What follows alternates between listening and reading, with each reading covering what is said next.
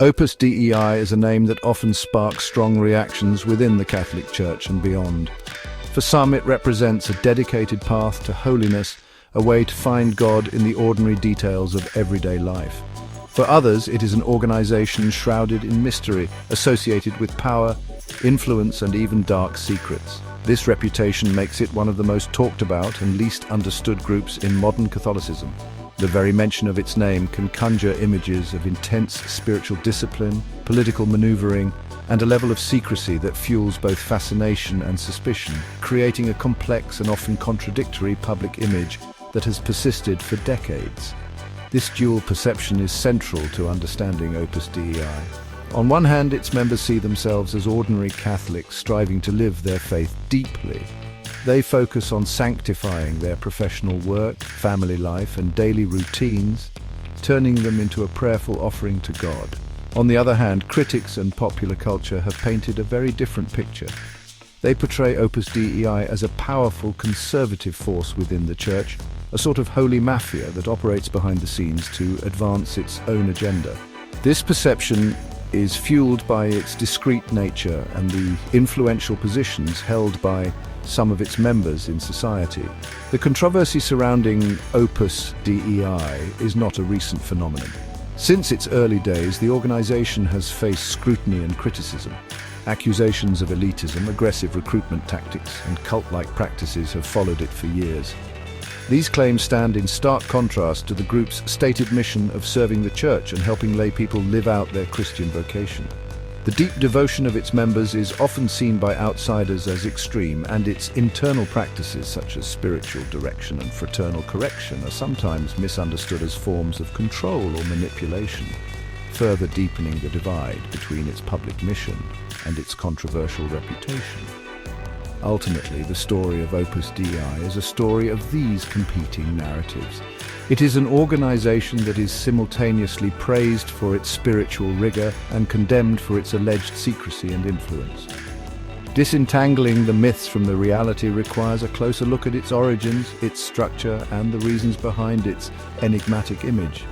Understanding Opus Dei means navigating the space between its spiritual ideals and the controversies that have come to define it in the public mind, revealing a complex institution that continues to be a source of both inspiration and deep-seated debate within the Catholic world. Opus Dei, which means Work of God in Latin, was founded in Madrid, Spain on October 2, 1928. Its founder was a young Catholic priest named José María Escriva de Balaguer.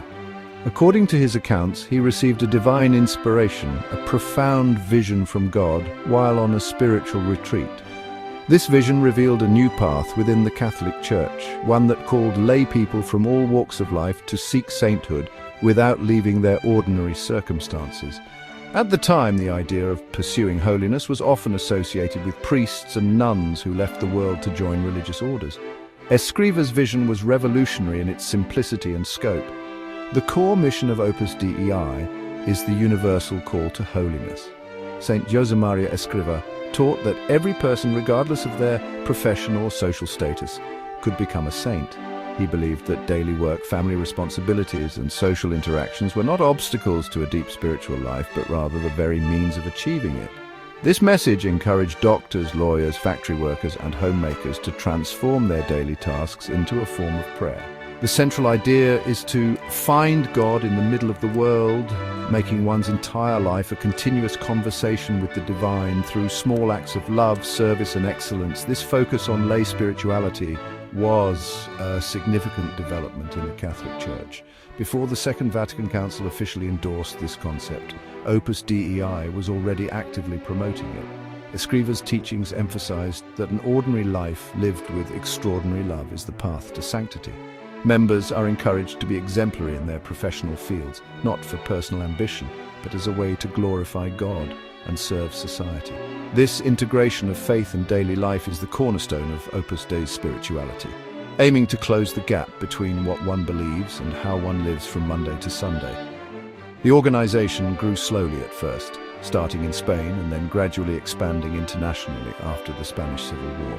St. Josemaria Escriva, who was canonized as a saint by Pope John Paul II in 2002, dedicated his entire life to spreading this message.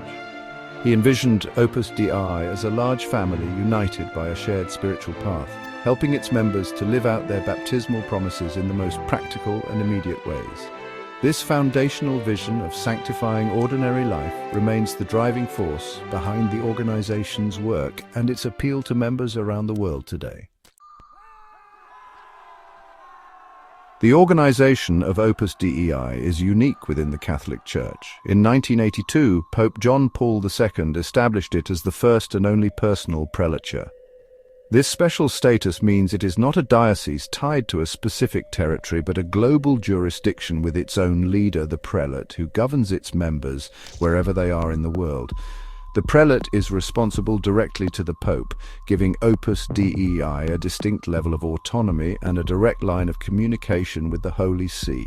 This structure allows it to operate uniformly across different countries and cultures, guided by its own statutes and spiritual direction. Membership in Opus Dei is diverse, reflecting its mission to reach people from all sectors of society.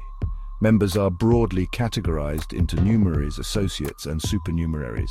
Numeraries are celibate members, both men and women, who typically live in Opus Dei centers and dedicate their lives completely to the mission of the prelature.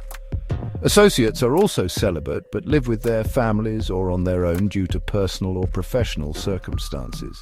The vast majority of members, however, are supernumeraries. These are married men and women who integrate the spirit of Opus Dei into their family lives and professional careers, representing the core idea of finding holiness in the world.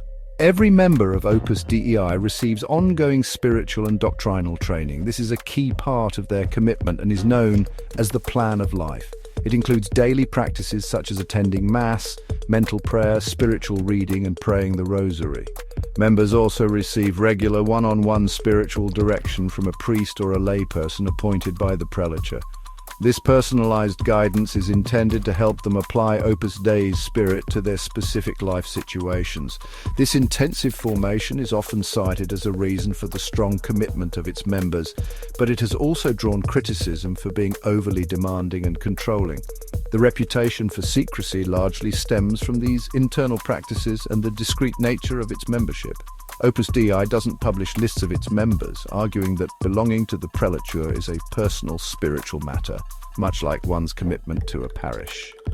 The private nature of spiritual direction and the internal rules governing life in the centers contribute to this perception of being a closed-off society. While members are encouraged to be open about their affiliation, the emphasis on humility and avoiding self-promotion can be misinterpreted as a deliberate effort to conceal their activities, fueling speculation and controversy about what really happens inside the work of God. The controversies surrounding Opus Dei are numerous and persistent. Critics often accuse the organization of elitism, pointing to its focus on recruiting professionals and intellectuals who can occupy influential positions in society. There are also claims of aggressive recruitment tactics, particularly on college campuses, where young people are allegedly pressured to join. Perhaps the most serious accusation is that Opus Dei functions like a cult, using brainwashing techniques and strict discipline to control its members. This includes practices like corporal mortification, the use of a cilice, a spiked chain worn on the thigh, and a discipline, a small whip, which, though historically common in Catholicism, are shocking to modern sensibilities and often cited as evidence of extremism. This controversial image was cemented in popular culture by Dan Brown's best-selling novel The Da Vinci Code and its blockbuster film adaptation. The book portrays Opus Dei as a sinister, power-hungry secret society with a murderous albino monk as its agent. This fictional depiction, filled with conspiracy and violence, has become the primary source of information about the organization for millions of people worldwide. In reality, Opus Dei is not a monastic order. Its members are primarily lay people, and there are no monks. The portrayal of a secretive organization willing to kill to protect church secrets is a dramatic invention that bears no resemblance to the actual mission and activities of the prelature. Despite the fictional narrative, the real Opus Dei does hold a position of influence within the Catholic Church.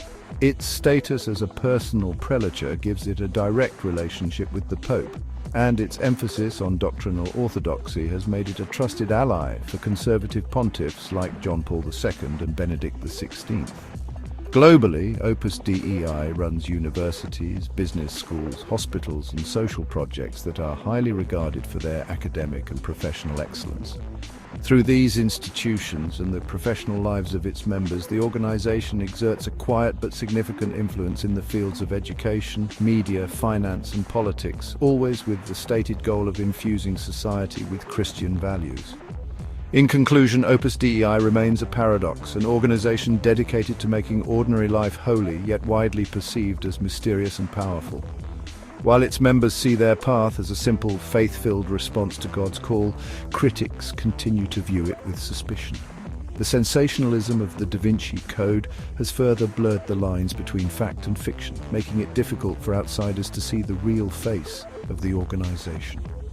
Ultimately, Opus Dei continues to be an influential and debated force in the modern church, its true nature lying somewhere between the devotion of its followers and the controversies that shadow its name.